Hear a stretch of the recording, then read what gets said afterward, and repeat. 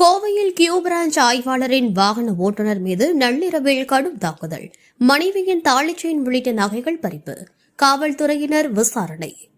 Q branch ஆய்வாளராக பணியாற்றும் அதிகாரியின் வாகன ஓட்டுநராக உள்ள தலைமை காவலர் பார்த்திபன், இவர் நேற்று நள்ளிரவு தனது மனைவியுடன் உணவு அருந்த உணவகம் ஒன்றிற்கு செல்ல கொச்சின் புறவழி சாலையில் சென்று கொண்டிருந்தார். அப்போது அடையாளம் தெரியாத 3 நபர்கள் திடீரென அவர்களை தாக்கி பார்த்திபனை தலைப்பகுதியில் கூர்மையான ஆயுதத்தால் வெட்டி காயப்படுத்தியுள்ளனர். தாக்கியவர்கள் பார்த்திபனின் மனைவியிடம் இருந்த தாலிச் செயின், மோதிரம் மற்றும் பிரேஸ்லெட் ஆகியவை பறித்துக் கொண்டு தப்பியோடியதாக சொல்லப்படுகிறது. காயமடைந்த பார்த்திபன் முதலில் அரசு மருத்துவமனைக்கு சென்று முதலுதவி சிகிச்சை எடுத்து பின்னர் தனியார் மருத்துவமனைக்கு சிகிச்சைக்காக சென்றுள்ளார். சம்பவ இடத்திற்கு விரைந்து சென்ற சூலூர் காவல் நிலைய போலீசார் தொடர்ந்து விசாரணை நடத்தி வருகின்றனர். கோவையில் காவலர் மற்றும் மனைவியை தாக்கி நகைகள் கொள்ளையடிக்கப்பட்ட சம்பவம் அதிர்ச்சியை ஏற்படுத்தியுள்ளது.